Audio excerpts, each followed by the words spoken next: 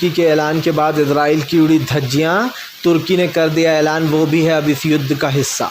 दरअसल आपको बताते चले दोस्तों, बताया जा रहा है कि अगर तुर्की ने ऐलान करने वाला है कि वो भी अब इस युद्ध में कूद चुका है। तुर्की हमेशा से कह रहा है कि हमास एक आतंकवादी संगठन नहीं है जिसको बदनाम करने की कोशिश की जा रही है। अब माना जा रहा है कि तुर्की भी इस लड़ाई में उतरने वाला है दोस्तों, और अगर तुर्की उतरता है इस लड़ाई में तो 3 दिन के अंदर पूरा इजराइल ख़त्म हो जाएगा। जी हाँ, ये आपको बताते चलें 3 दिन के अंदर इजराइल ख़त्म हो जाएगा अगर तुर्की भी इस लड़ाई में उतर जाता है। इसका सबसे बड़ा आपको बताता चलूँ फैक्ट क्या है। पहली बात तो ये कि इजराइल ने ये कभी नहीं सोचा था कि वो चारों तरफ से घिरने वाला है, लेकिन वो चारों तरफ से घिर चुका है।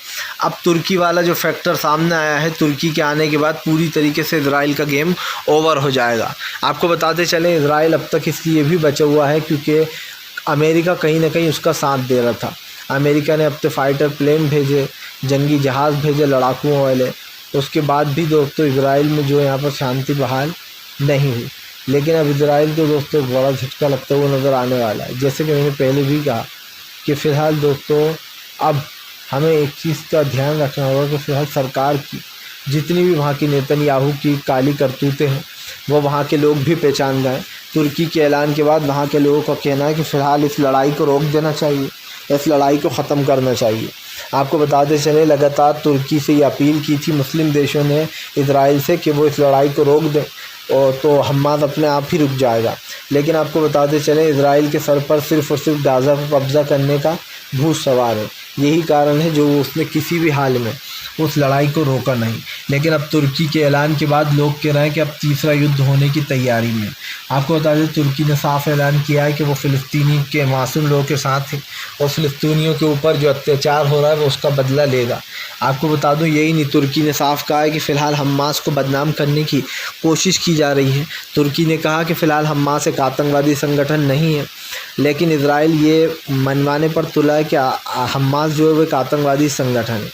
उधर दूसरी तरफ आपको बताता चलूँ कि तुर्की की इसी हरकत को देखकर जो यहाँ पर दोस्तों इजराइल भी ख़तरे में आ गया है, क्योंकि तमाम जितने भी मुस्लिम देश हैं वो एक दूसरे पर हमला करेंगे तो जाहिर सी बात है नुकसान तो होगा ही।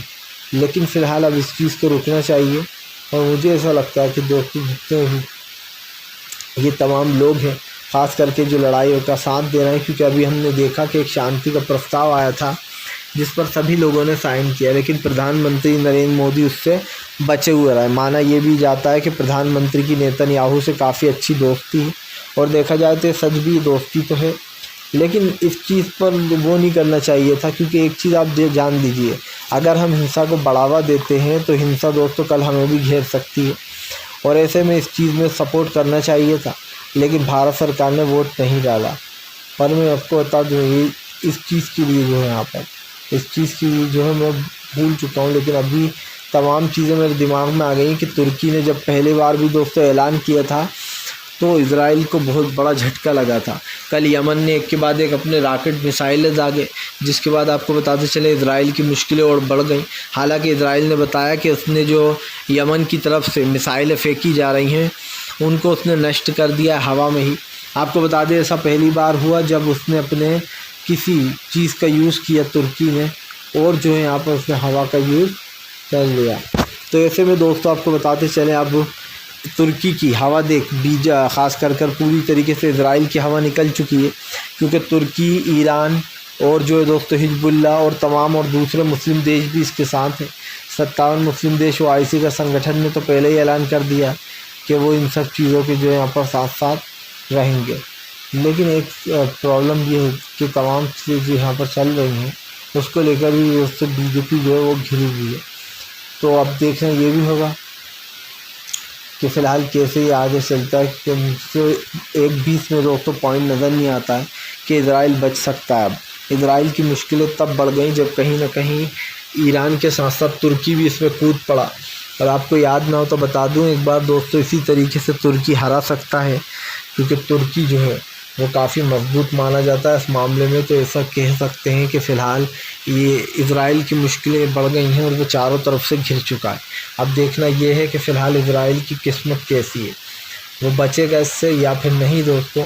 हालांकि ये चीज़ रोकना चाहिए क्योंकि सभी जगह नुकसान होगा इससे, और ये वर्ल्ड वार अगर हो गया दोस्तों तो ये समझ लीजिएगा कि कई देश इसकी चपेट में आएंगे, बर्बादी की चपेट में। फ़िलहाल अगर आपको हमारा वीडियो अच्छा लगता है तो लाइक ज़रूर करें, चैनल पर पहली बार आए सब्सक्राइब कर लें ताकि ऐसे वीडियो आपको दोस्तों